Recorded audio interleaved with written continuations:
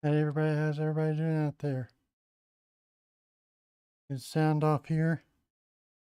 Make sure I'm coming through all right. We'll get it cooking here in a minute, just a second. Yeah, sounds good. So we'll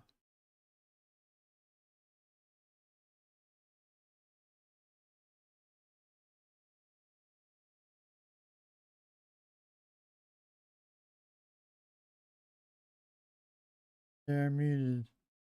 All right, how's everybody doing out there in YouTube land lately? Been pretty good myself. Nobody showed up yet. Stream, so we'll see.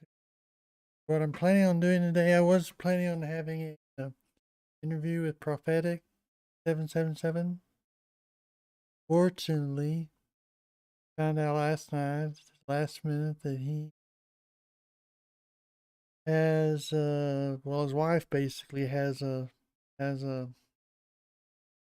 where she needs to be in, that kind of thing. So he's got to stay home and take care of the kids, that kind of thing. Really can't be with us today, so unfortunate. Understandable, but unfortunate. Found out that last night, so I had to make some quick plans what I was going to do today. So what I'm going to do today is probably going to interview myself, so to speak, and then I'll probably open it up for anybody else to jump in on Zoom if they want to ask me a question about whatever. Chat about that. Now I have several topics.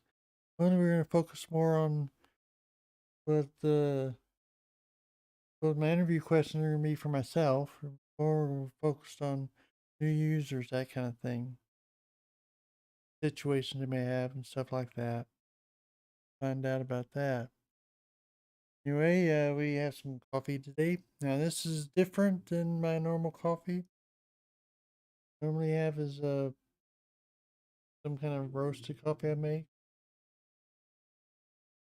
This is Denver, Boyer's Denver blend or something like that.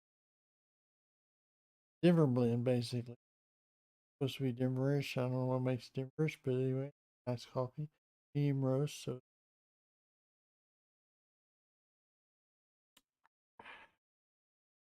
you had your coffee by now. Somebody probably around lunch, but I assume. Yeah, it's late for coffee.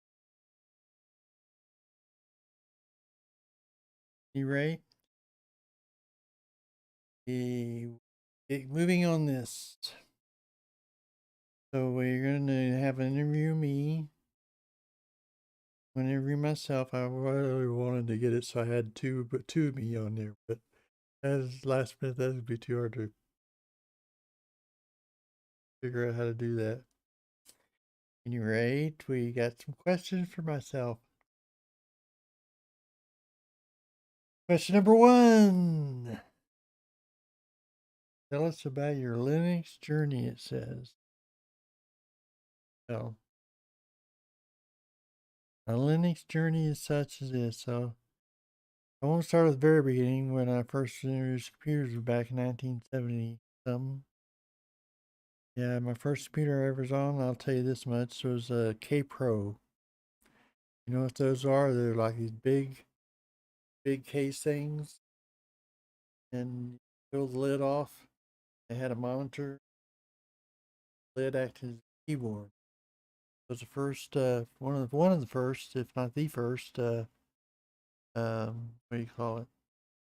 Mobile keyboards, laptops. If you want to call it a laptop, it's more like a tub top or something like that. You call it anyway. Yeah. Yeah. So we had that, and we had a. Let's see.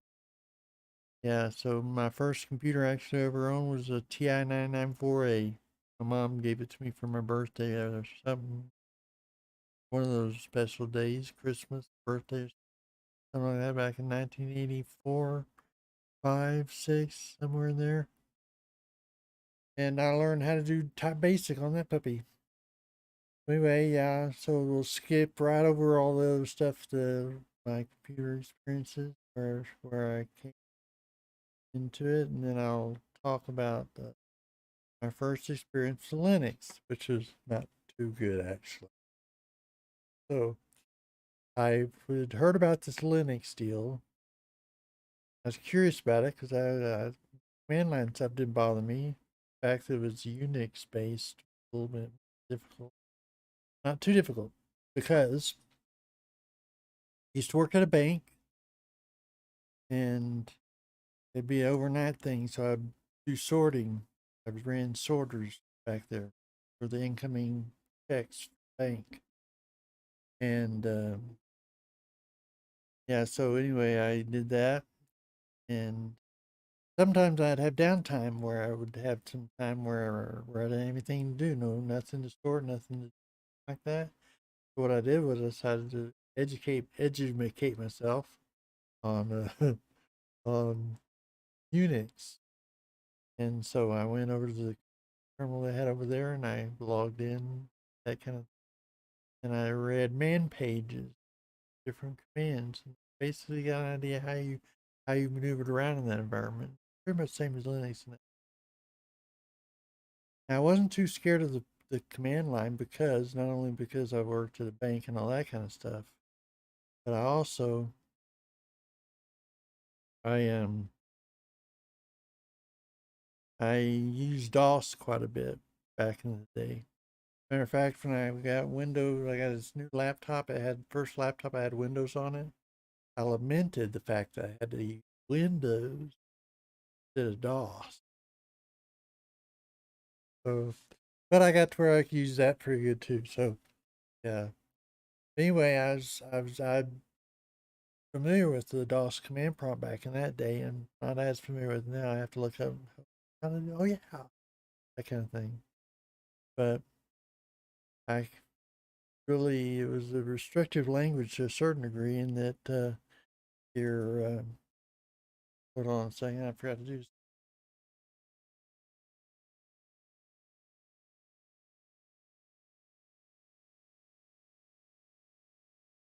I can hear that, but it probably bleeds through whenever I'm talking, and I don't think it triggers the noise gate. But whenever I'm talking, you hear the fan going over there, so I need to. There we go. That's silent better, right? Hopefully, hear it better without the fan blowing on me.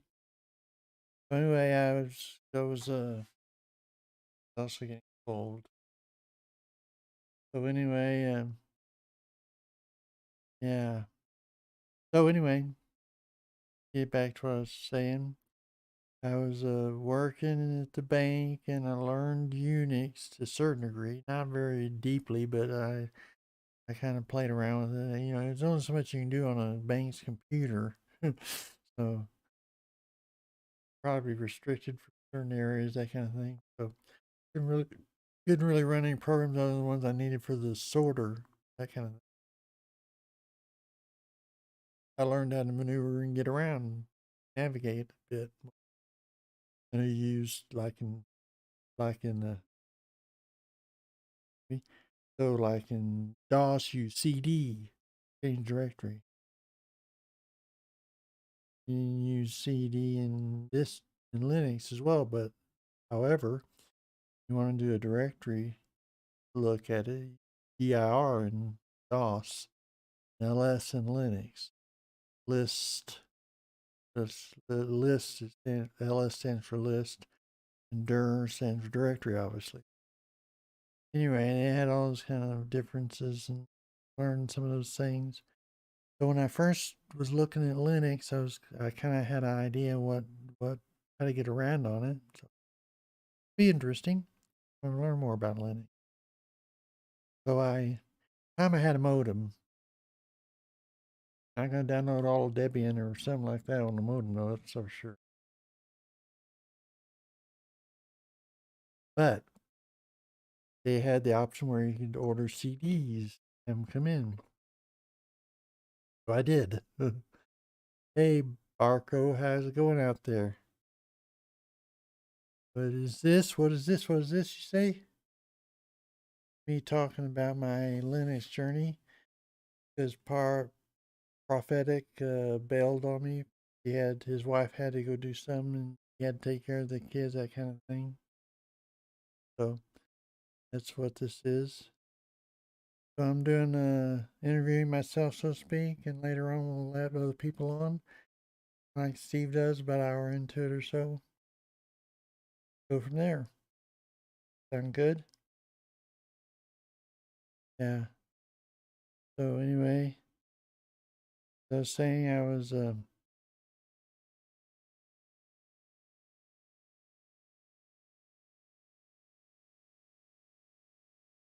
anyway, glad you made it, Barco. And yeah, my Linux journey. Yeah.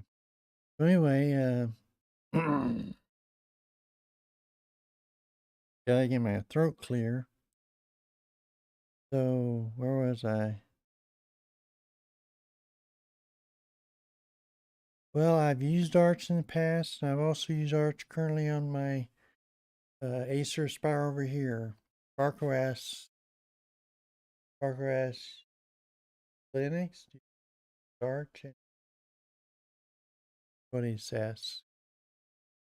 And so I've used Arch. I use it on this computer over here.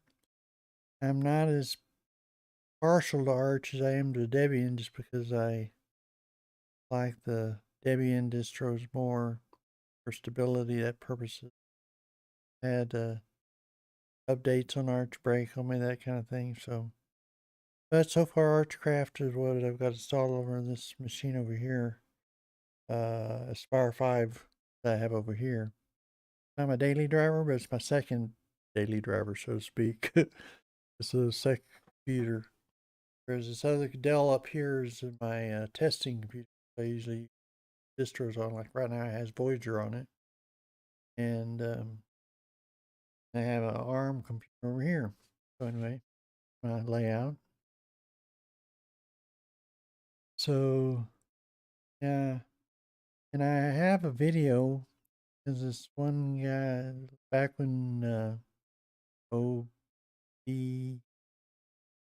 what's his name? OB some OBT. Yeah, old bloke tech. Yeah, back when he was on doing stuff more. He had a video about how the ways that Arch liked Arch, apparently. And he said 5 reasons why many people like Arch or use Arch, that kind of thing. And testing,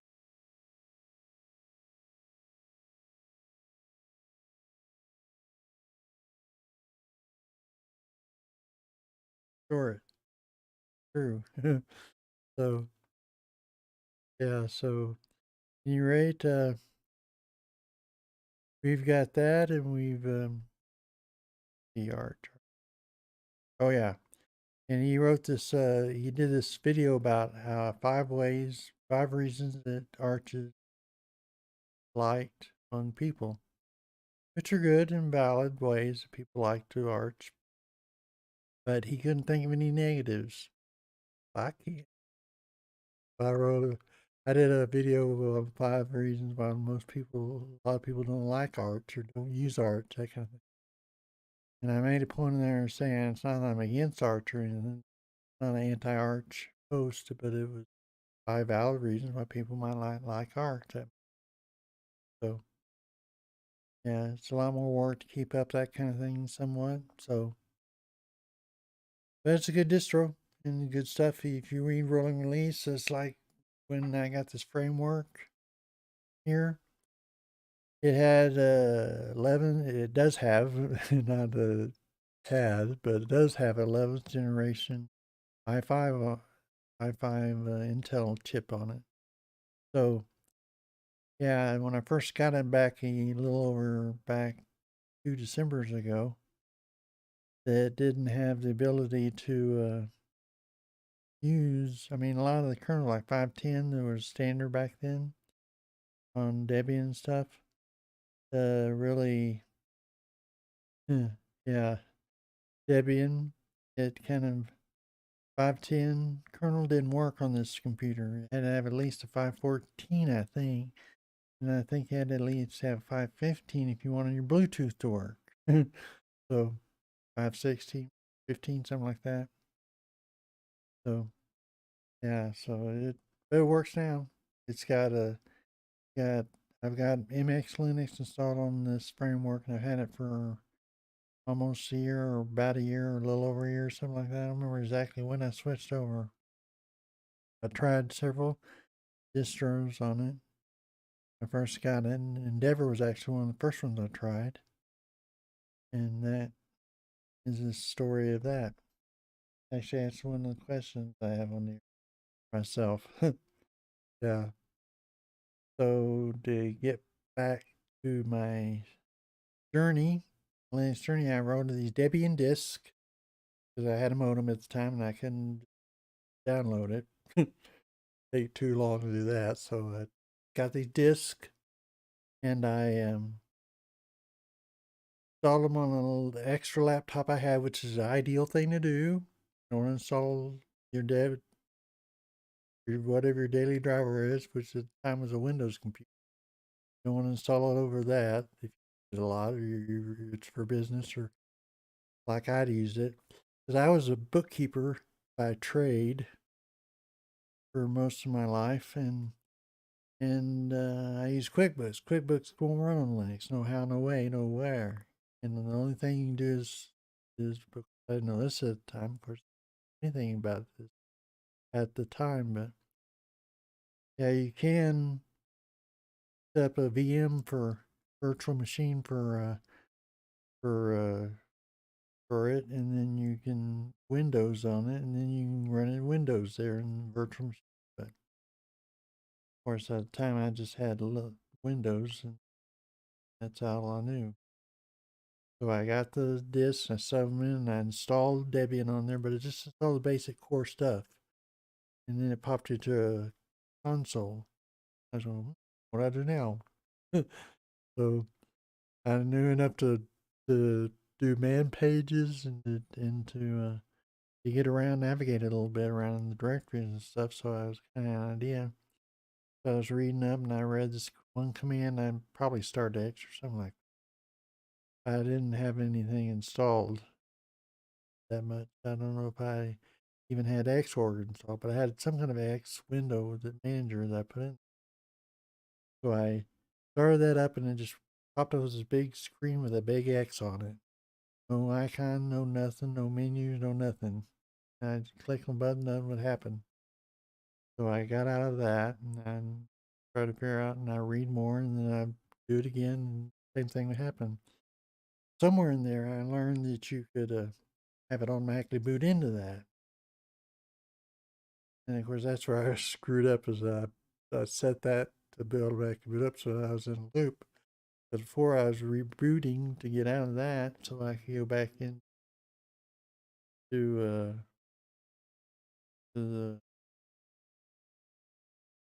computer, OS. And now I would automatically reboot and pop right up in the X window and I couldn't do anything. So I said, okay, this isn't for me yet. So I cleared it out and back to do what I was doing, normal stuff on my Windows computer. Next stop I had was Ubuntu, 2008, I think, 2007. Something. Tried it out. I just basically want to see if I could run it. It's interesting. Eventually, no longer had my bookkeeping stuff to do, and yeah, so I tried Ubuntu. I installed it successfully. It popped up you know how easy it is to install. It was even pretty easy back then. It's one of the reasons why it was popular. Had a minute. One of the reasons it's popular because do use.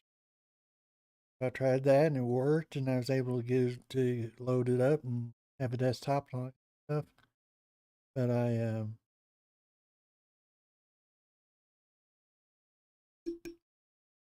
excuse me there. Had a desktop and all that kind of stuff. I couldn't find any way to run QuickBooks still. Can't even run QuickBooks today. Do it online version. The only way you can do it, but they didn't have online version back then, I don't think. I don't remember when they stuck in the online version. Anyway, so I had Ubuntu in there. And I played around with it and kind of got used to it. And I wiped it out because I didn't need it at that point. So then back about 2010 or 11, exactly when, but uh, but I decided I was going to switch over to Linux. The way I did it was I dual booted the Linux distro and on my Windows distro. A lot of people do that. Not recommended. Some people don't recommend you do that, but I did it. And problem was that I really liked Linux because it was so much faster. I had it on this old machine. I have Acer monstrosity, big heavy thing, Spire, Acer Spire. I don't remember what I put on this. Some on it. And for a while, I had a Cars at that Star Trek. Anyway, yeah. It's a Acer Spire.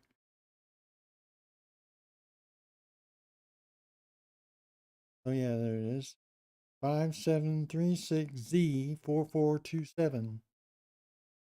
Apple, isn't it? Anyway, it's got Windows. It had Windows 7 on it.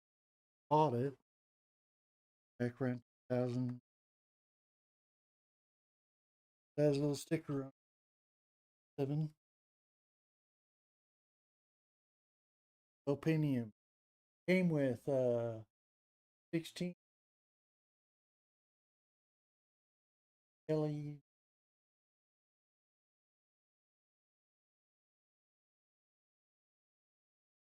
by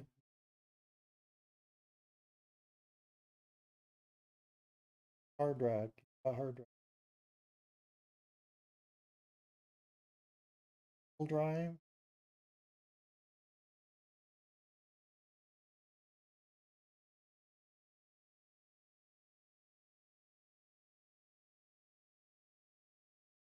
This wasn't fast machine to begin with, especially with Windows 11 on. Imagine how slow it was. It got slow. One of the things I noticed about Windows is it always would slow it up. It would always slow up. Use it for when you first got the computer or something. It would go speedy. It would go pretty fast on it for the part. But if you use it for a period of time, you go slower and slower and slower. I don't know why, but I mean, I know why the Windows 98 did that. 95, 98, those me and some of those, because they used a limited resource. They had 64 for resources. For them and close out all the resources, it would use up all the memory. And as it got close to memory, you get the blue screen of death on you. You didn't reboot your machine on occasion. That was fun. Or something like that.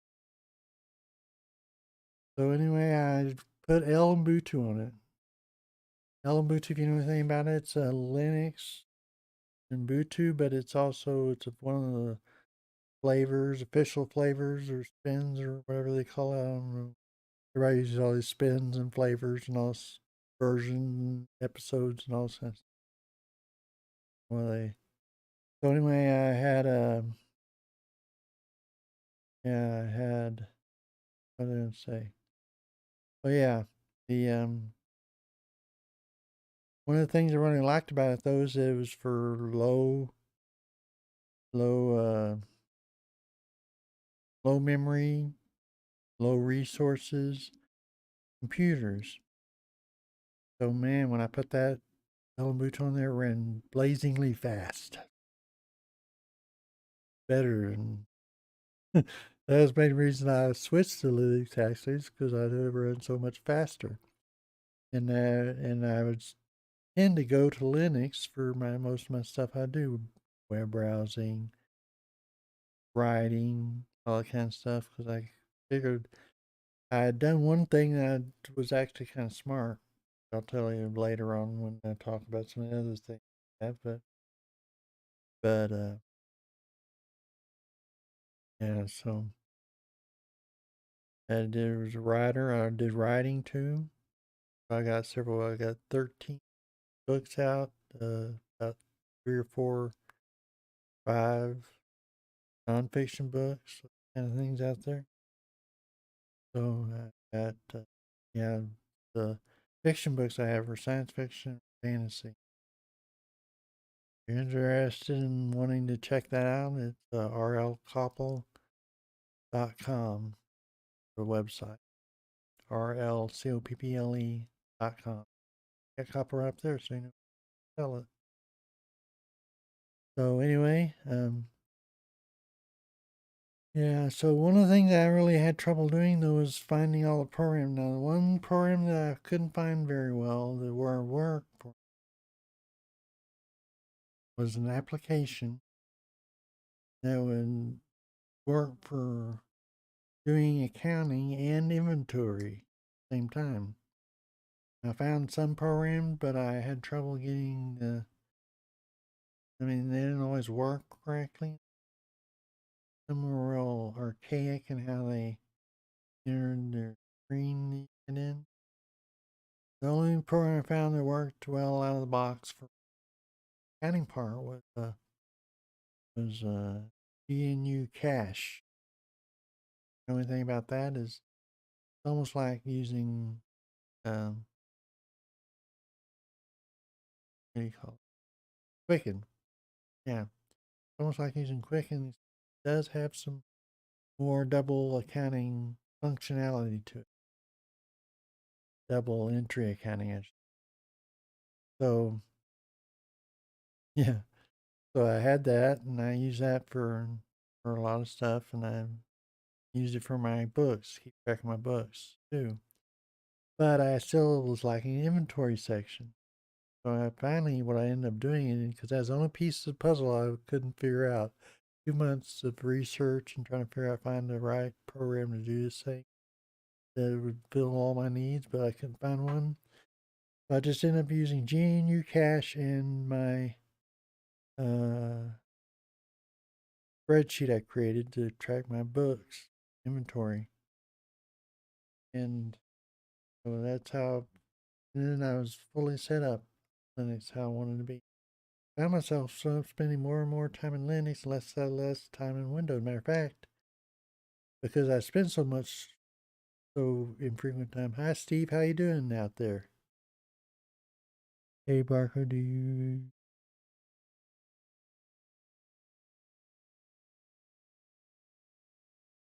And hi, Ray. Hi, Tick. Hi, Tick. I think it's supposed to be Rick, huh?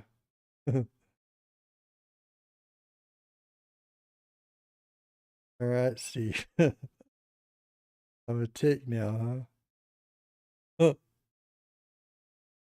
All right. Fingers on the talk on his phone. So it's good to have you, Steve, even if you are referring to me as Tick now. My new name, huh? So anyway, yeah, what I'm doing right now, I'm just describing a little my journey, and then I'll give opportunity to hop on, ask questions, or just chat about whatever we want to chat about, because it's open day. Chat with Rick Copple, me. So, see where I would live. Yeah, I got Ellen Butu, and I got it cooking, and I got it working in months. How I wanted it. I had everything set pretty much how I wanted it. Let's see, people are naturally lazy, won't take the art breaking all the time pushing learn Linux. Yeah, Arch. forces them to learn by breaking all the time and forcing to learn Linux to restore their systems.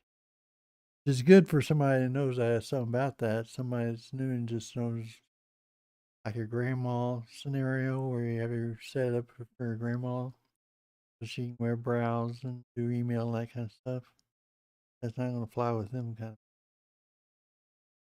of. Mm-hmm. Sorry, are you anything but like a tick? You're anything but like a tick. Yeah.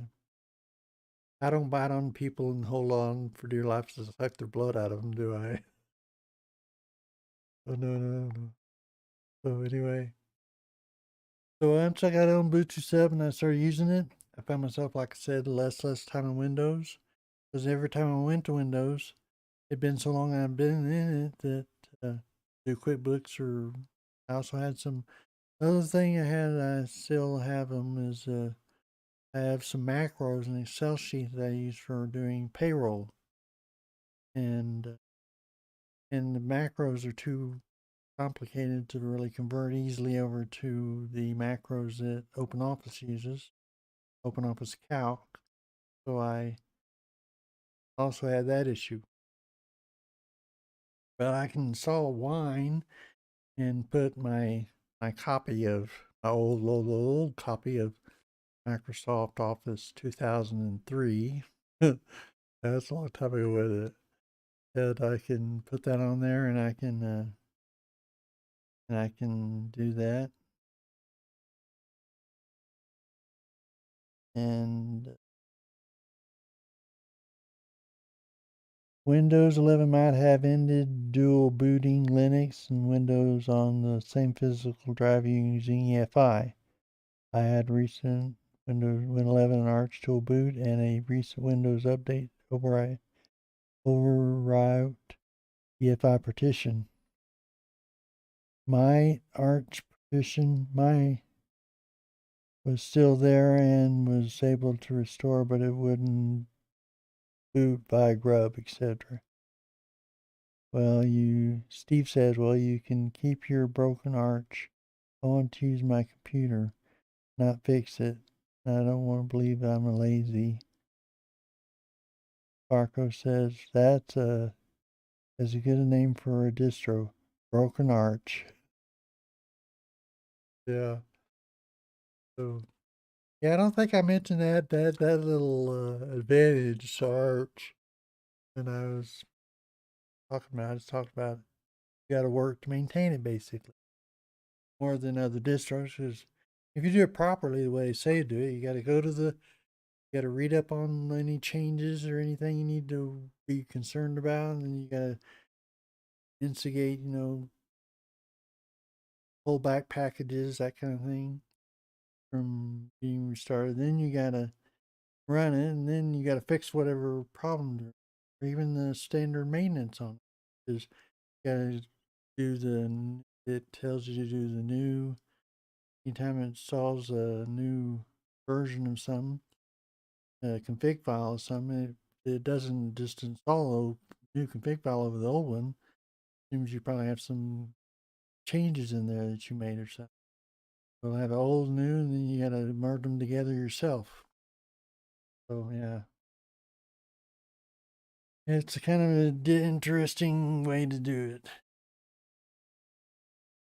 Anyway, but even just, I mean, DT recommends setting aside every Friday or something like that to do an update on Arch. You never know if it's going to break and what all you have to do to figure out how to fix it.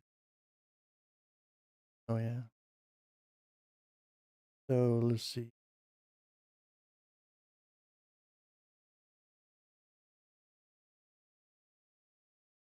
Broken Arch, where you get a foothold on Arch. Yeah, Steve. Steve said that. So yeah. So we got this, and I had an Ubuntu, and I had all that kind of stuff set up, and I used it for like 6 years. And I can truthfully say that as fast when I ended it and I went to Ubuntu as to when I first installed it. the browser pop open just fast, everything like that. And yeah, it was a good distro for me. I wouldn't recommend it for new users actually, unless you're somebody that has a background in computers and stuff like that. Because even that, like, I was surprised by how archaic some of the things were. Like the date, set the date format. I had to look it up and figure out how to do it because it popped up and it had all these percent signs and all this kind of stuff. You had to know the code basically. I know it now, but back then, of course, I was what?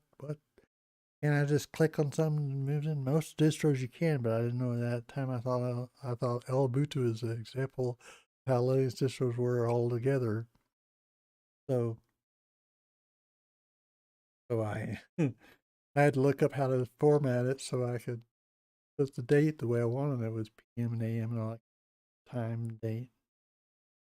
I don't know how to do that if I ever encounter it again, but yeah, it's just something you have to learn. And so you have to set aside some time for learning these things in Linux a bit.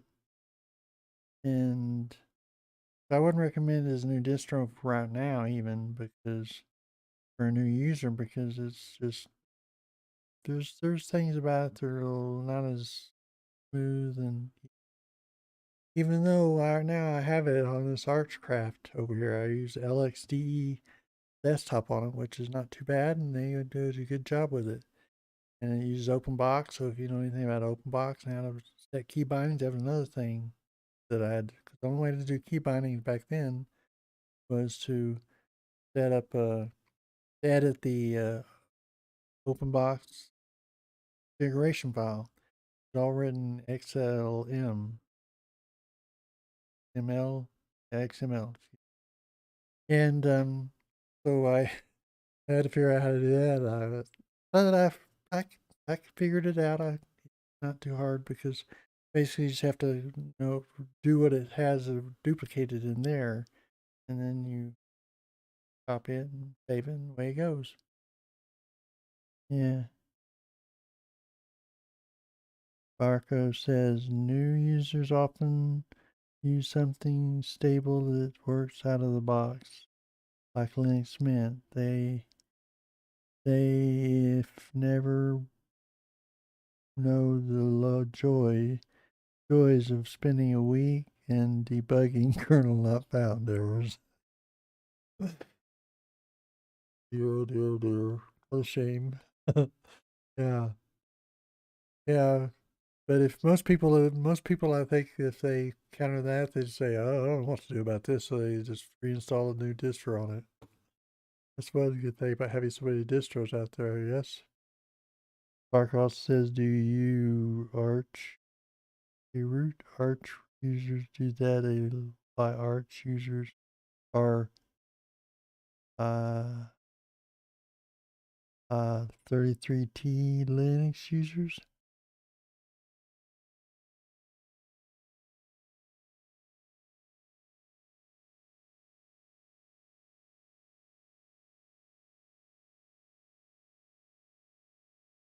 Yeah, there's ways you can do that, and you can learn about it if you have time and you want to use that, or you just want to use your computer like Steve talks about, and you just Debian or Ubuntu or Linux Mint or something like that. Anyway, yeah, so I used that for 6 years, and I decided I was going to try a new distro finally. I was a distro hopper back then, that's for sure. And so I tried X and Ubuntu, and because it looked interesting, so I tried that. XFC desktop is what it uses, and it looked so much more modern than the LXDE desktop, and some of it had features to it that I liked, those kind of things. I said, "Ooh, this is cool," so I stuck with that for a while. Then I encountered Linux Mint, third one I had, and yeah, so I used that for about a year or two, and I really fell in love with Linux Mint at the time because I really loved Cinnamon desktop.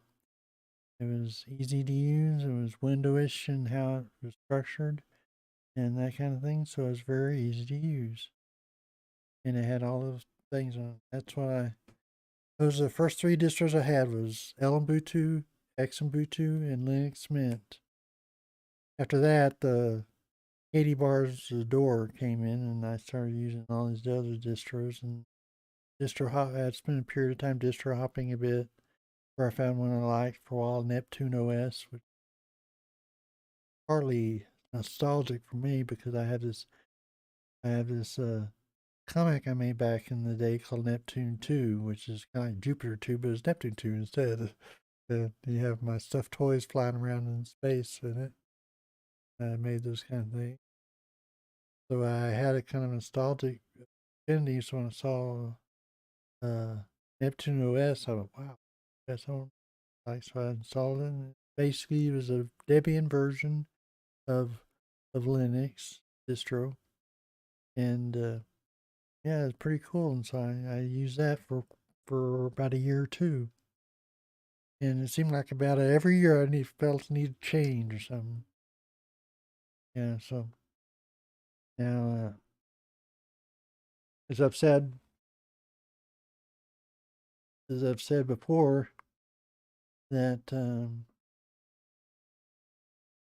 that I've got this is probably about one of the longest, not counting El Ubuntu.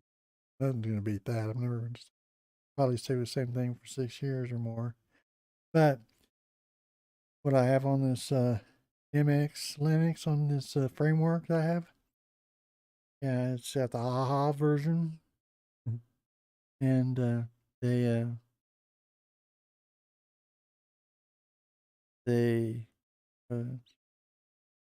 yeah, sometimes it's hard to lose my train of thoughts on these things. But anyway, yeah, I use a AHA version of Linux Mint because it has it installs a 5.16 kernel on it.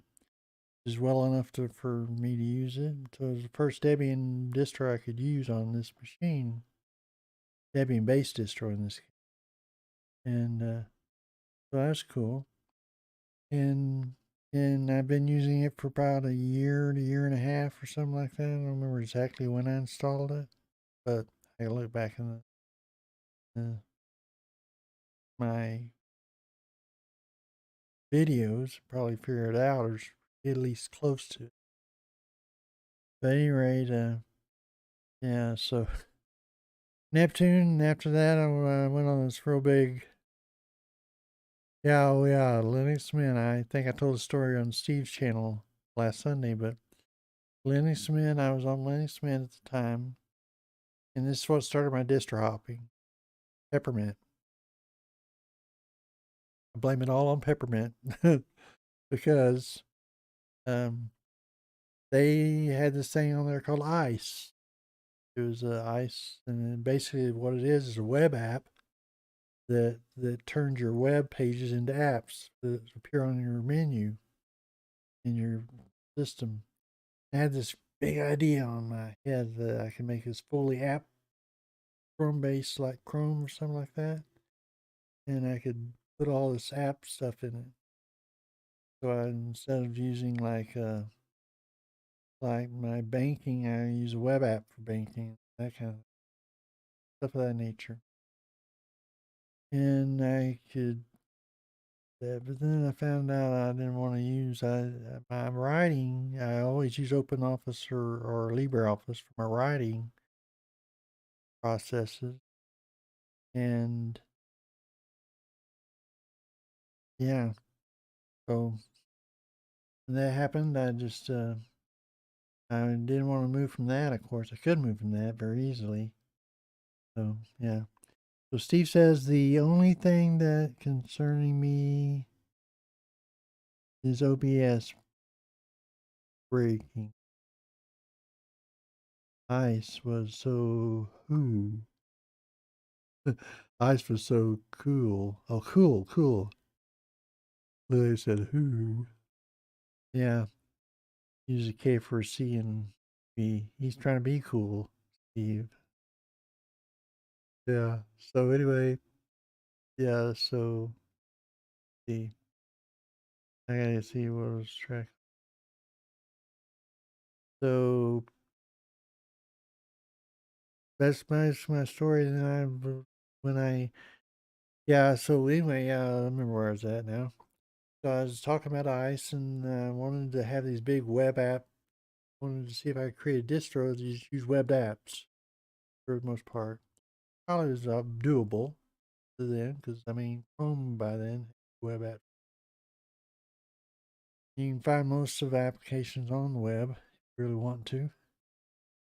So I did that and I installed Peppermint, wiped out Linux Mint altogether, and now this also what also taught me distro hopping a bit more too. Originally was that by then I think I was doing this distro review thing, so I had to did distro reviews on a regular basis, that kind of thing. And just starting that year, I think it was like August of 2 years ago I started on this. And yeah, so it's been developing ever since then. A long hit backlog of videos you can go watch if you want to. Some of them are better than others. Some of them are kind of more targeted towards specific audiences, that kind of more specific audiences. And done anyway. You can look back if you want to. So I had that idea and I installed Peppermint on my machine, wiped out Linux Mint, all that kind of stuff. And then for some reason, I don't remember what it was, but I think it may have been that the updates wouldn't work for some reason in Peppermint. Or it could have been Sparky Linux, I'm thinking. Because by then I was doing Sparky Linux and review of that back in the day and all this kind of stuff. And yeah, so anyway, for whatever reason, Peppermint didn't work on my machine that I had put it on at that time. So I was like, I think it might have been even this Acer Aspire over here. Got a lot more stable though. It's pretty stable back then, actually. I'm not sure why. I don't remember why it wouldn't work. Anyway, so I had wiped out my Linux Mint and Peppermint didn't work for me. And so I went, darn, well, what other distros are out here that I could use? So I started searching for distros. While I was doing that, Linux Mint popped up with this with web apps on their thing. But dadgummit, I could have just stuck on Linux Mint a little longer and I'd have had it. So yeah, I never have created the distro where everything's available in web apps. But it could be an interesting project to do if you wanted to where you need distro or Chrome like without being Chrome. You have the option to install stories, but you'd like you could have it all set up, for all the web apps. That'd be cool. Be an interesting project to try sometime. So, well, yeah, live. It's live, so you do better do that than have it dripping down your mustache. So, yeah. So that's my Linux journey, and now I'm on Linux Mint. I'm on Linux, Emacs Linux framework. Got Archcraft installed over here on my Acer Aspire 5 and Voyager on Dell so far. I don't know if they have anything installed on the ARM over here. My 4. Can't remember what you call it. So flip my mind. Anyway, the ARM version 4. Keyboard version. ARM version of I'm not on locked up, I won't think. So that was my answer to the first question. Anyway, I'll open it up here in a minute. We'll hop in if they want and we'll see how this works. Now, I'm going to I've got several other questions here I could ask. Some I've already answered, but we'll go with that route here.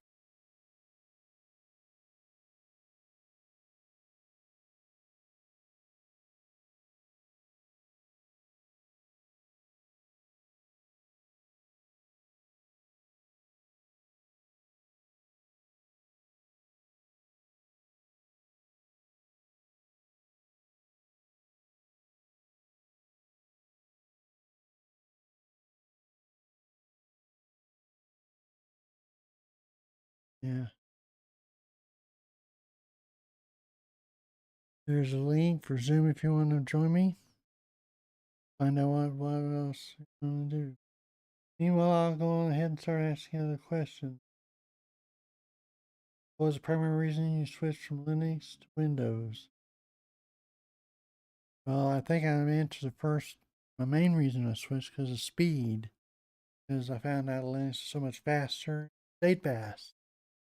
I didn't have to sit there, click button, wait for a few minutes for my window to pop open. I wanted to use a Firefox or whatever I had on there. What does the Linux community mean to you? That's interesting because for the longest time, I was never a part of any Linux community. I was just a floater out there, floating around in the world. Because I was kind of self person. I just looked up things. I couldn't find the answer to it. I finally just give up and go on, not do whatever I was going to do or whatever thing like that.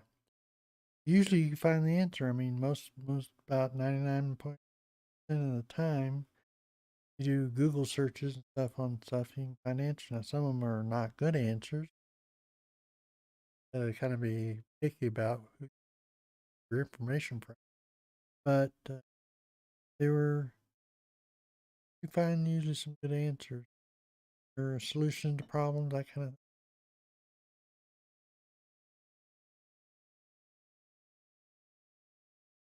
thing. And so, yeah, so anyway, that was mainly I just switched because of speed. The other reason I switched to Linux was a little bit more curiosity about it and that kind of. Once I got on it, I found out I could learn a lot more, and it's a whole new experience. New experience. So yeah, that's why I switched. Finally, I didn't know enough about it to know that it had all those other good features like privacy. I didn't understand what false meant, all that kind of stuff, so I didn't switch because of those. Also, I knew that.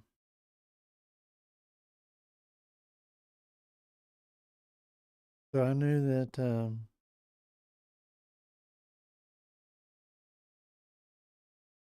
Whatever I was going to say,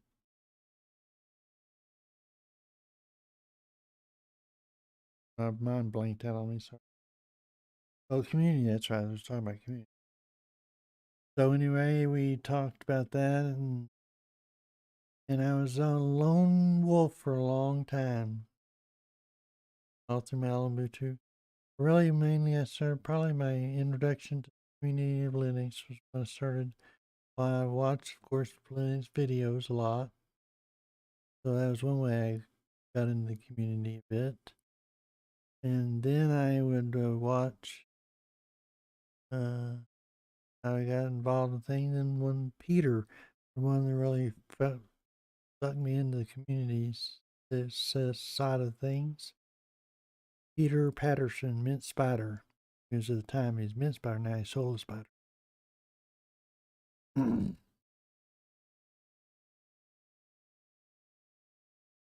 So anyway, yeah.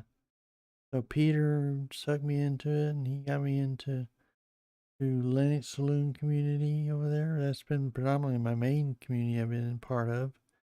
I've also been on macOS desktop, Telegram group as well. I'm not there now, but I was for a while. It's for prophetic. Was at a lot too. So yeah, we're going to talk about macOS stuff with that'll be next month. Hopefully June, I think, is when we were set for put it in his calendar now. So we'll make sure we get it in there next time. So we don't get anything written over anyway. Um, yeah. So yeah, community mean me, and I really have really enjoyed the community. Linux, at least the Linux Saloon community. I mean, some of those you hear these things about community being toxic at times, stuff like that, and there are times when it is. I've seen it myself actually, where you have somebody in the community that thinks they know everything, or they just really even they do know everything about the distro that we're doing because they're developers or something, but they think everybody should use the way they want to use it. So you get different people in there. Some of them are kind and gentle and helpful, like Dolphin. Other people are not as nice, I guess you say. They get frustrated when you don't use the way it's supposed to be used.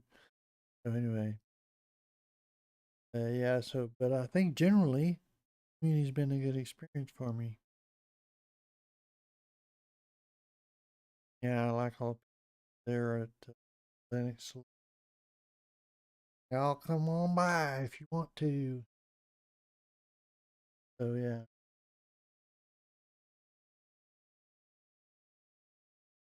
And yeah, they usually have their programs on Friday night. You can watch us chat about stuff on Friday nights.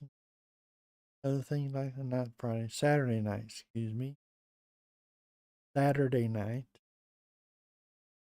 Tonight. So yeah, you can join us for that if you like. I generally try to make it. I don't always make it because sometimes my Saturday conflicts with other things that I got going on. It is what it is. Huh? I try to make it as often as I can. Stuff like that. I always have to get my wife's permission.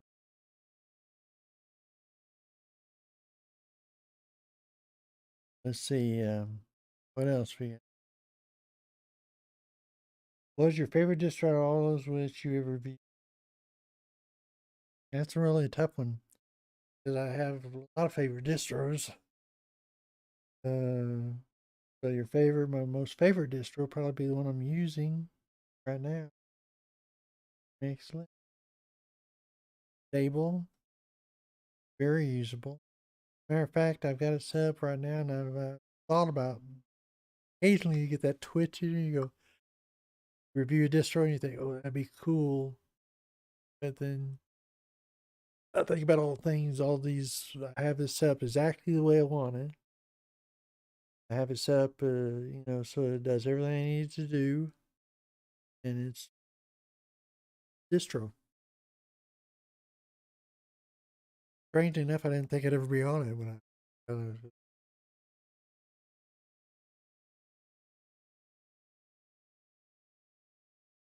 yeah. So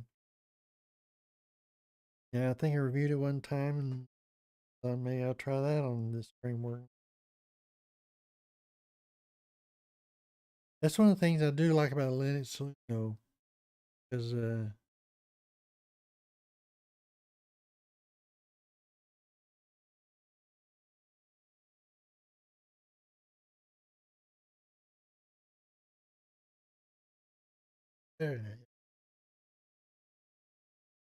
Saturday night, Steve has his own show on Sunday morning, boy, but that's Sunday mornings. So you want to drop by for that if you host or tell or whatever. Excuse me a minute.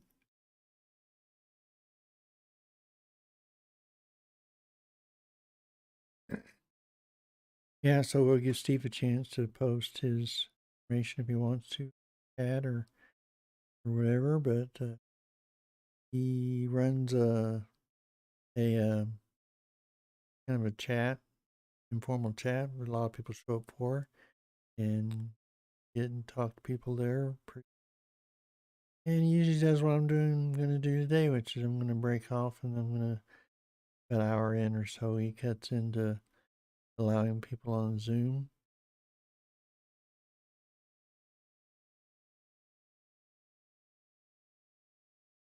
And it's usually, if I remember correctly, see, it starts at 7 o'clock my time, starts 8 o'clock his time, 11 Central Time, 11 o'clock.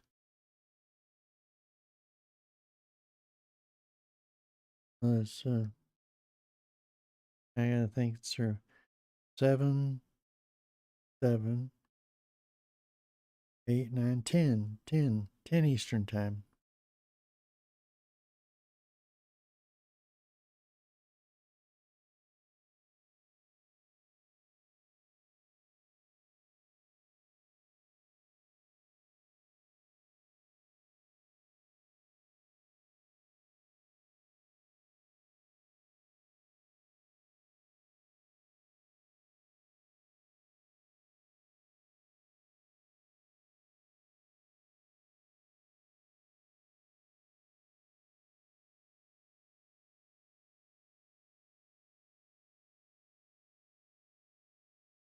Yeah, Steve calls his uh his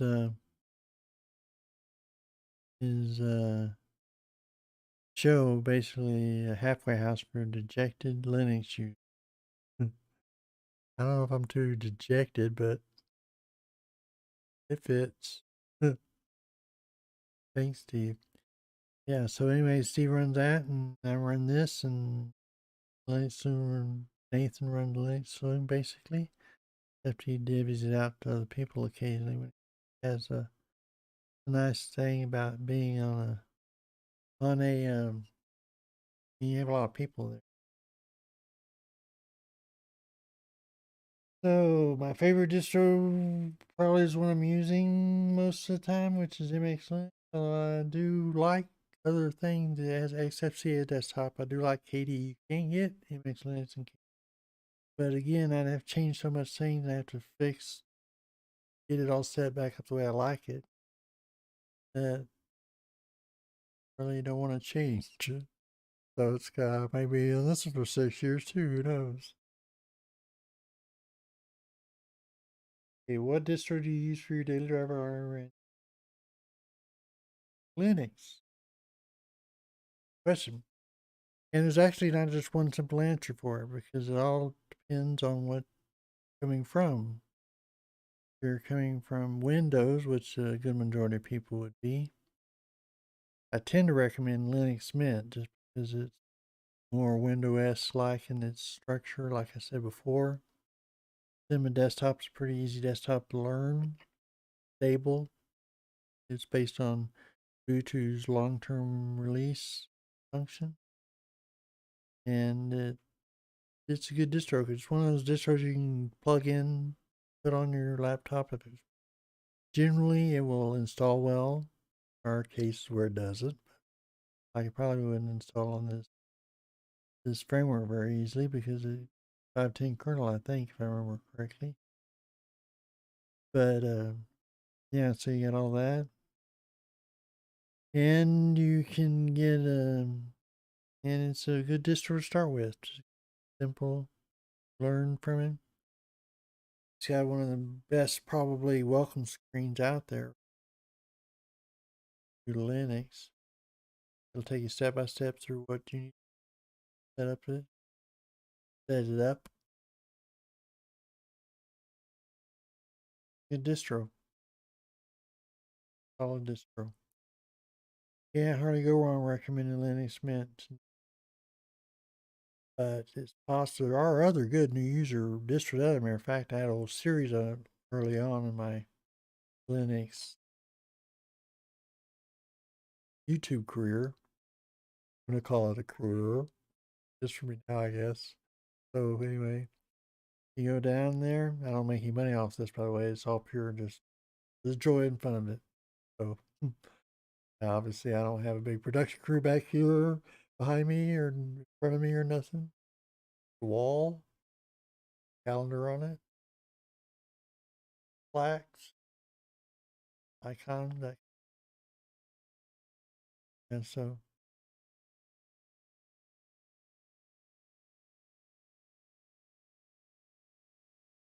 anyway, we got that, and we have yeah. But if you're coming from Apple, you might want to consider some of the other ones like Zorin or I don't remember which one it is. Maybe you can tell me one of you guys in the chat or something, Steve or yeah, you can tell me which one is it? Is it elementary, Zorin, or Farron that has the most uh, Apple-like experience? Good Apple-like experience. Pop from Steve, you like Pop. Another good distro. It's usually pretty stable if you're a new user, unless you're Linus Tech Tips. Then you have another problem altogether. Yeah, you learn from him not to say type in do this anyway type thing. There's some things that you break your system. Want to do this? Type in blah blah blah. Typed in blah blah blah. Broke a system. So copy is one that he uses, but yeah, one of the ones that's more Apple-like in its structure, how it works. Now the truth is, you can make most any distro Apple-like if you wanted to. They knew how to do it, but most new users don't. Linux, so it's distro. Well, it's really not that big of a problem if you just focus on one or two that are good starting distros, then you can learn all the rest. I did. And eventually you'll find one you really love, fall in love with, like Pop or Solus or one of the other ones. Those other, and you'll use it. But starting out, if you don't know much about Linux or that kind of thing, it's best to start with something simple that's basic and learn how to structure, get it organized. That's what I'd recommend. Your elementary Zorin or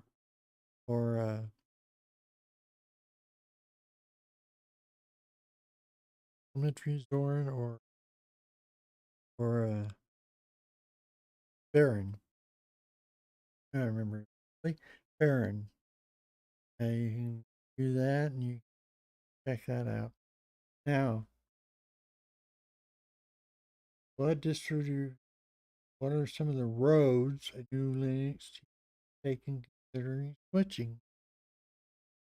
Okay, so considerations on that. The basic way you should do this, or the way you should go about it, is one, first time you install Linux on anything, it should be on a computer like I did when I was installed Debian, that kind of thing, where the computer, if you don't have a computer that you have that you don't really need for anything else, except you just want to test out on it. If you don't have one, you could consider maybe dual booting or installing in a virtual box. I know you can install Linux on Windows VirtualBox. I don't know exactly how to do it. You have to Google that, find out how to do that exactly. But I've never tried that, so I don't know how it works. But yeah, I know you can install certain versions of Linux on Windows. I don't know why anybody would want to do that, but yeah. So yeah, you see Windows running in the background too. So adding another system. You have to make sure you have plenty of memory in that computer to do that though. So make sure it can handle it. So, but what you don't want to do is just go, oh, I want to switch Linux. So you go over and grab a distro and stick it on there and go, didn't work, or something like that, where it's too late. You've already wiped out everything else on there. Hopefully, you back it up before you actually install anything. If you have to do a boot, then you have to, I guess. I recommend it because of the Windows thing can overwrite certain row configurations. Also heard that the way they track time in Windows is different from how they do it in Linux, and sometimes they can conflict. But I did it successfully for like about 3 or 4 years before I ditched the Windows and just went totally Linux altogether. There you go. The other thing I did, which ended up being good for me, because well, yeah, that's the reason I wanted to Linux, because everything is free there. Free as in free beer. I don't know anything about false, like I said time. So I just thought, cool. I don't have to pay for an operating system. So yeah, actually, you should pay for it. Most distros will have a donation button somewhere on there, and so now I usually throw in $50 or so for distro if I like it and start using it more.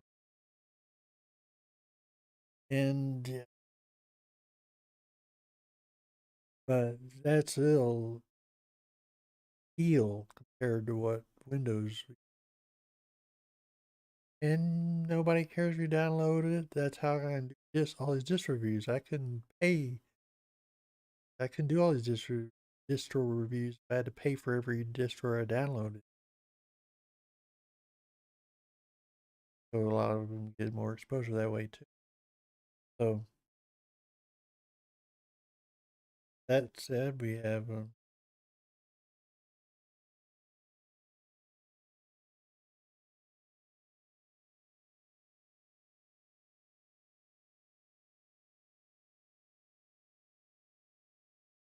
well, no, you change them that if you paid for.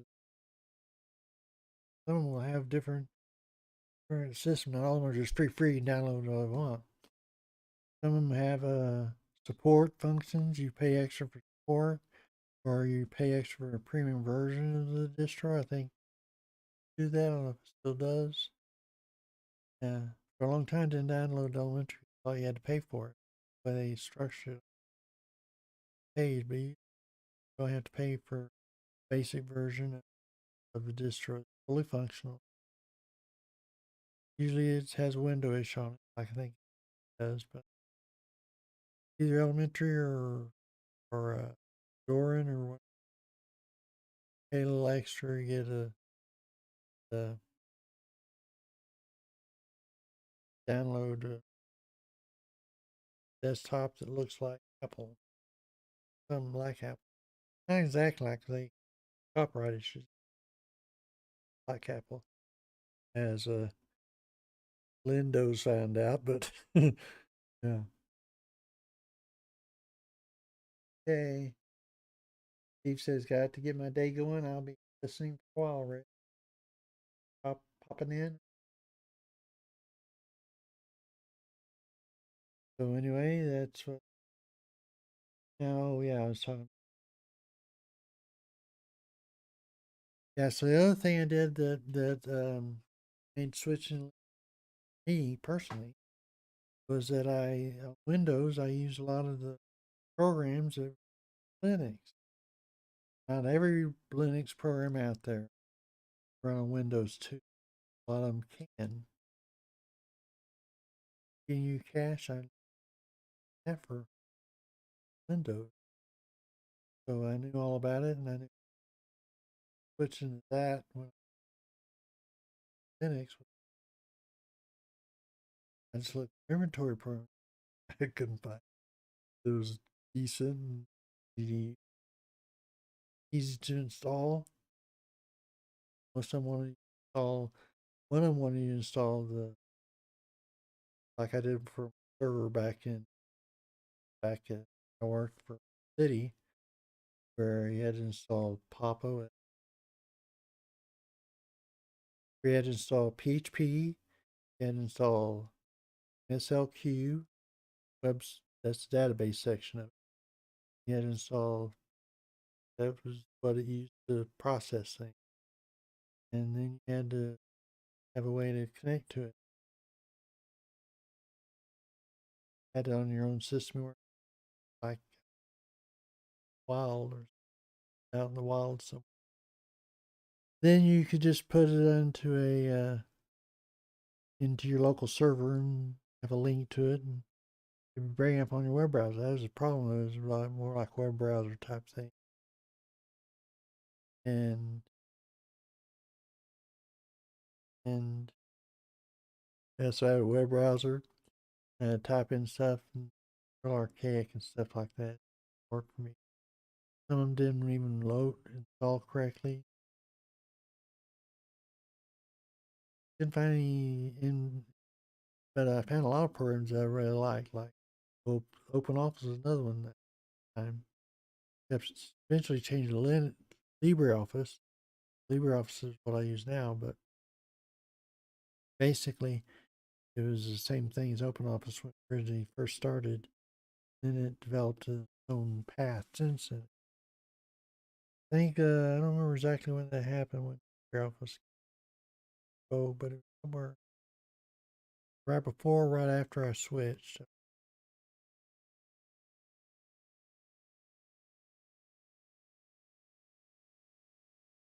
Water.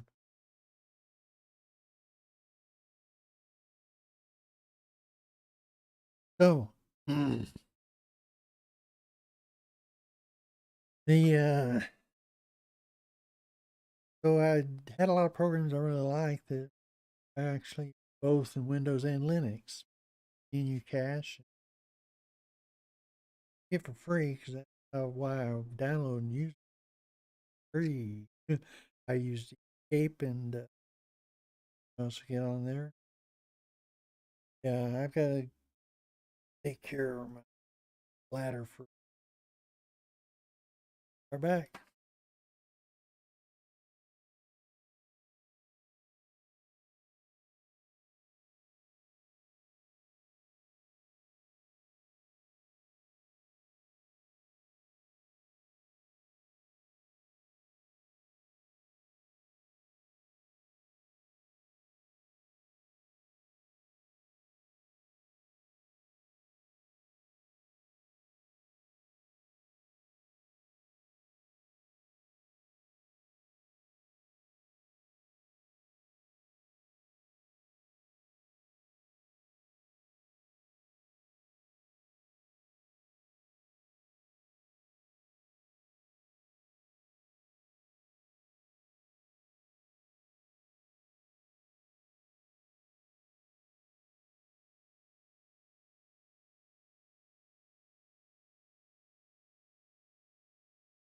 Oh,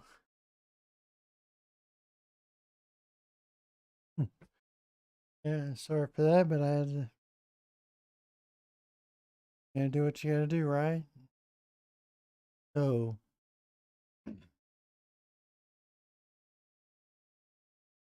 uh,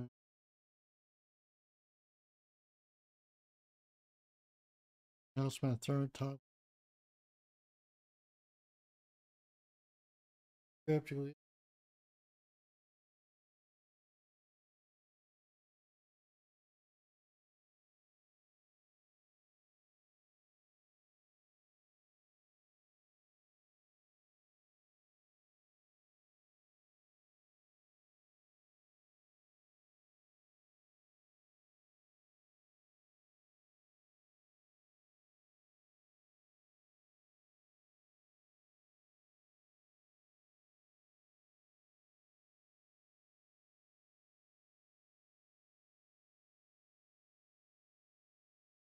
All right.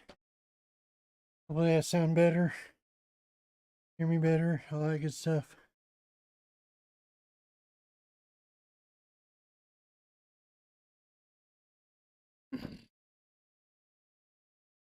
Alrighty. So where was it? Oh yeah, you get. Yeah, so even on when you're on Windows and you think, man, move to Linux at some point, you can also just start using more programs that are on Linux. You use the web to find out what those are. There have Windows applications for them as well as Linux versions of it. The other thing you have to consider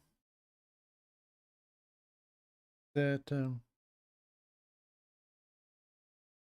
in ideally, like I said, it's best to put it on different computer altogether. When you aren't using or don't use not your daily driver, you have to do a boot, you can do a boot, but that yeah, then you can play around with it. I know what figure out what. And nowadays it's pretty easy to get Linux installed and know how to do it. The only big thing I think most people are getting this USB stick, the ISO, called ISO. ISO files are like files that I don't know exactly what ISO stands for now. I think about it. Anyway, installation file. You take the ISO, you download the ISO from a Linux site, and then you burn it to a CD, or most people burn it to a USB stick, and then you plug in your computer, reboot your computer, and you have to F12 use most most computers to the extra boot menu. If you done boot up into automatically, just put at F12, and that will eventually get it right. When the pop screen first pop open, you hit F12, and it'll pop open, and you have options to select where you want to boot from. Boot from USB, away it goes. It installs it. Usually pretty simple. Most of them are nowadays. There's a few you run into I would recommend you not do. Start out on Slack or other ones like that. OpenSUSE is a bit different. Debian isn't an easy install. Can be. It depends on what you're installing it on, basically. But I wouldn't recommend you start out with Debian. I'd start out with Debian based on Debian. It's called Debian. So, yeah, get that.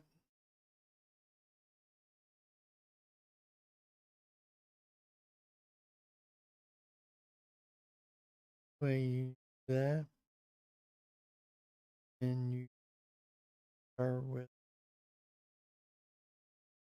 difficult. And when you start learning it, I would recommend that you start to gradually, invariably, whenever you have a problem, or Google it, it is terminal commands input.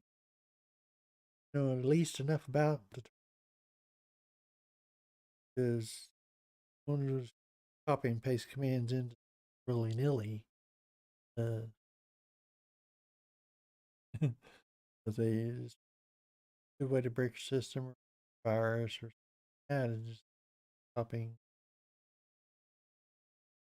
terminal without any knowledge of what's going to happen. So, yeah, so it's good to get to know terminal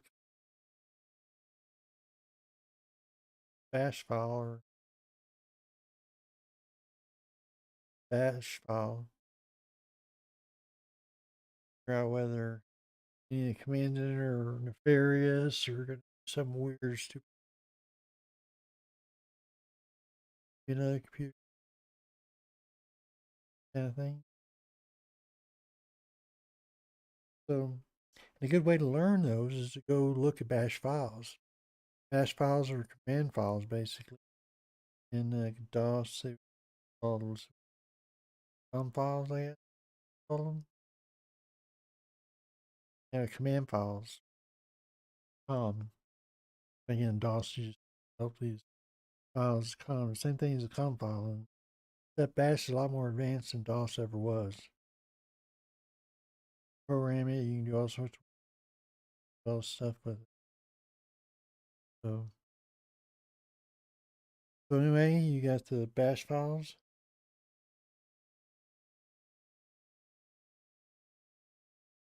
and you can do that. You can learn a lot by reading bash files. First, it's going to look like gobbledygook, but you commands you eventually see commands you. I know what that does. Ooh, that kind of. So yeah, that's how I've learned most of my programming and bash files, and always learned that. Program is usually using a manual and examples. I got a lot of bash files. At any rate, another road you might want to take is terminal gradually. See, sometimes it's faster to GUI system by graphic interface. See, some things I can do faster in GUI than I can in the command line. Copy a file from one place to another. It's halfway do it was a file manager on the command line. Lines they type a lot faster. Ding, and it's done. So everybody's got a different way of doing it. So, but yeah, it's helpful to know the command. I rely totally on software, all software. They're convenient for GUIs and don't know how to use a terminal, but sometimes they break, sometimes they aren't work exactly correctly. Like I learned how to use Synaptic on the LM boot. The way I've solved most of my programs is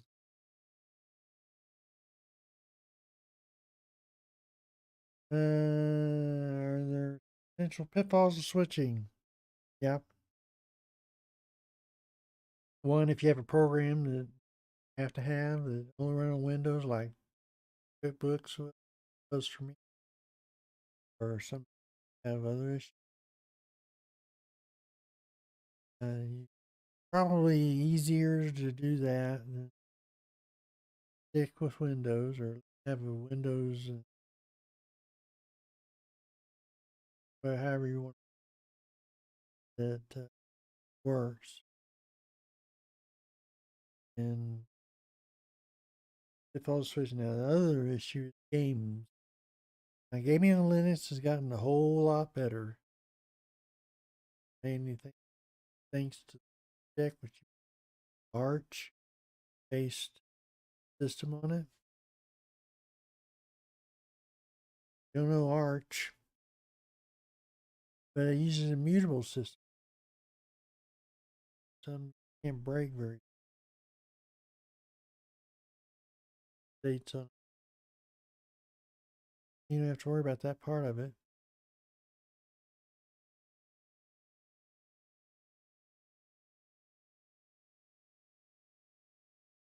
But if you have a Steam Deck, has brought a lot of games over to Linux, and they run on Proton. Proton's gotten better and better and better, so more games. But there are a small percentage of games on run on Linux, You have to have Windows to run them, so games you like and play. So like, I've heard any that tend to have anti-cheat on it, iffy, whether they're one or not. Most working to fix that, but most of the game will play on Linux. No, man, Nathan, I can't remember on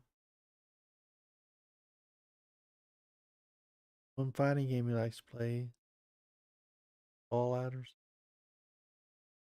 Anyway,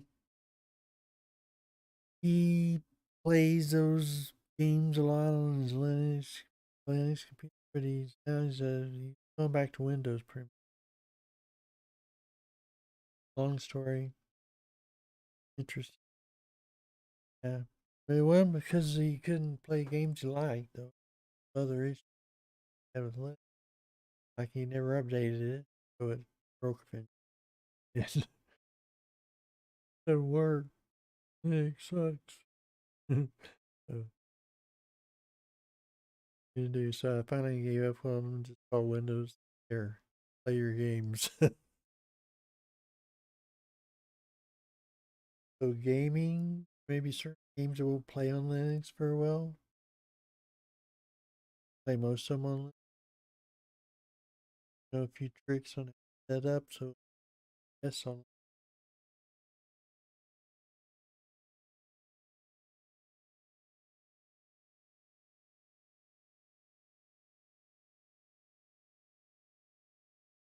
all the question I had for myself now.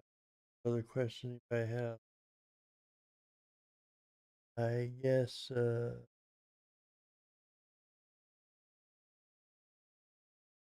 might be the only person.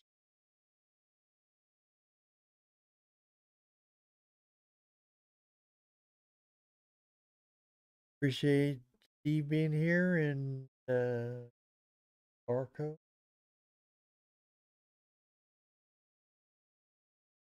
Try to pronounce your last name.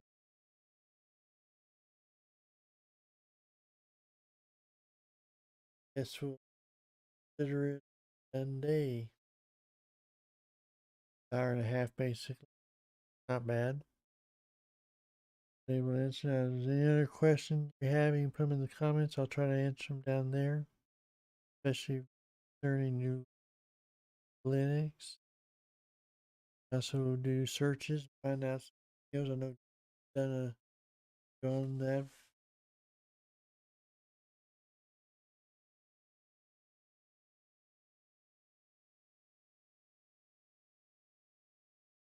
And pretty much every browser's done some video on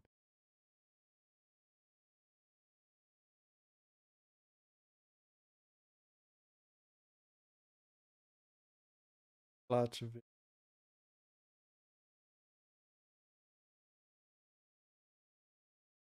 Click.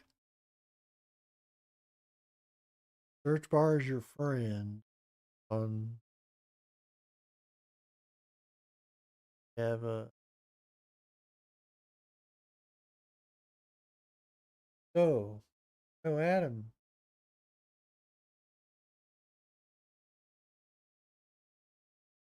Kicked him out. Still listening. Off. How's it doing, Adam? How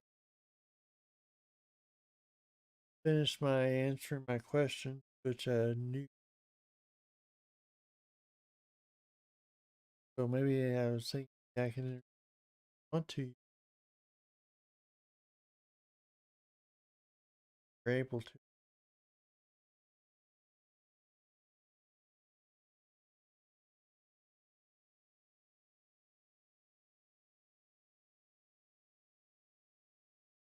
Mainly because just going through questions to answer myself about Linux. Another important question. fact, I probably need a proper interview.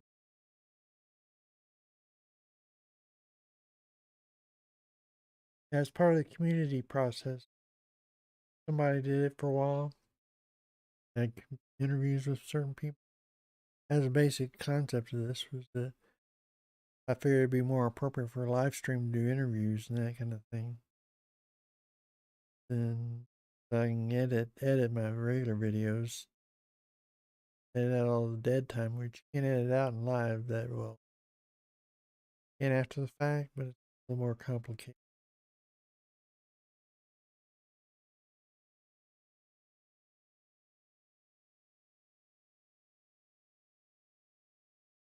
Right?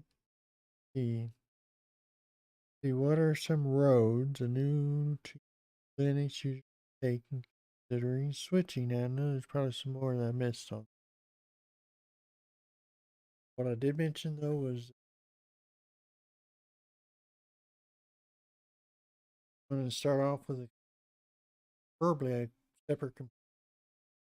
No need for anything else. Put stuff on, all things, play with it. Not have to worry about destroying your daily driver. What you put on your daily driver and wipe out your previous system, Windows system. Because running a situation where oh no, it runs perfect. What do I do? You have to reinstall Windows on it.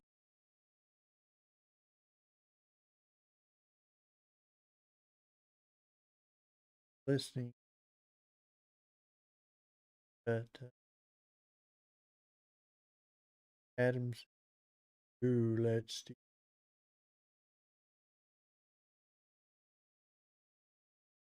showed up. He didn't. And nobody really let him in here. I don't kick people out usually. so anyway, I had that concept, and then I also you have to do a boot. You have to do a boot, but it's not preferred. Issues with Windows overriding grub files for states and as well as Linux use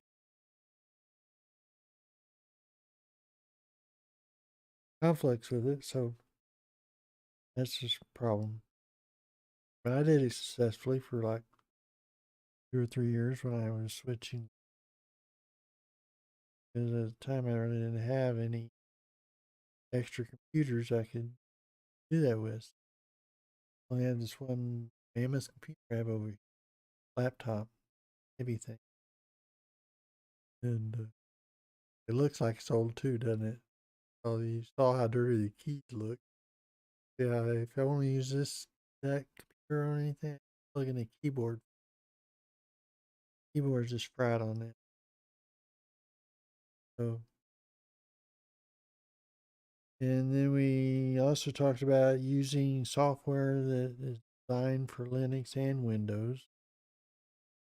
A lot of those out there are usually free to, well, like LibreOffice, Escape, and you cache for accounting purposes, kind of thing. That pretty and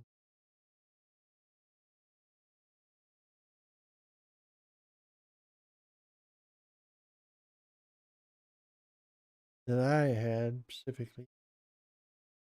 And what are the other things?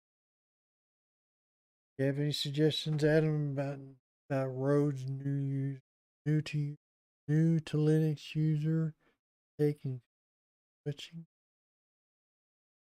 Check on your games. Make sure all the games you like to play on Linux. You don't want to have your favorite game be on the can't play on Linux version. I have a one around with Windows on. Play those games. If you want to or do a boot. You have to. So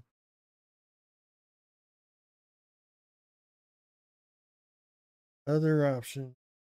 Then you want to consider. I recommend the Linux Mint. Some people recommend other ones, but I just I generally just recommend start out start out with that. All these uh, ability on Windows, most Windows like Linux. One of the most matter of fact, I remember I think it was Windows or one of those Linux versions that try to mimic Windows real closely. Yeah, I think one of them had used a cinnamon desktop to cinnamon desktop to one of them used a cinnamon desktop to put the Windows menu in there. They did a little theming to it, but not much. One of the reviews I read on it, I was like, oh, I must have really themed this cinnamon out to the hilt to make it look like not really. Not operated. Operated the same way it operated. Yeah.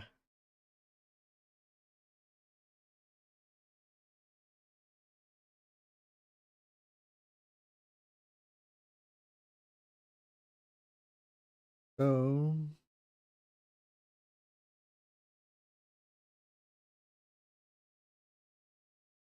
that's what I said. Summarizing.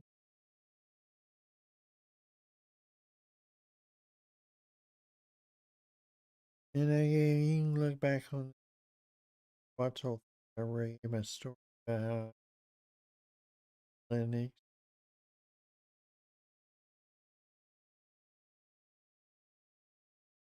I'm good for sure.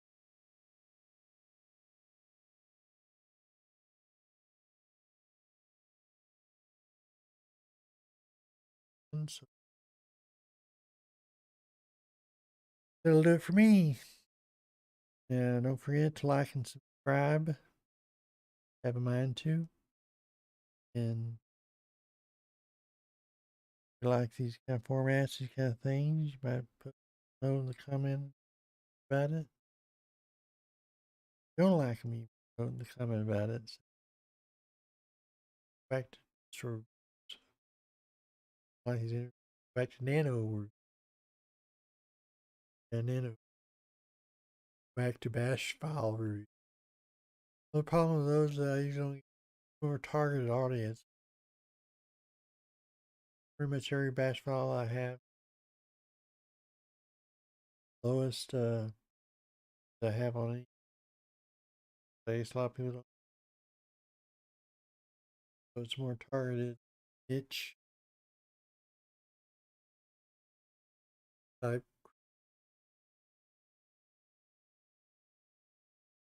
And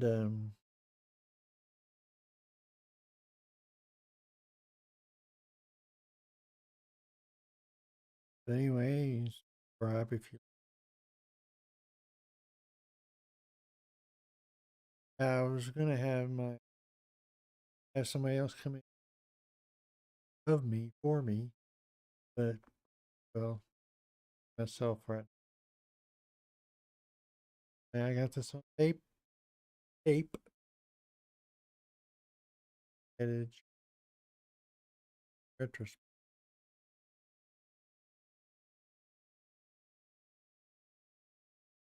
Think that's pretty much it. Thanks everybody for viewing for me. See you next time. Remember, forget, may the Linux force be with you. Bye.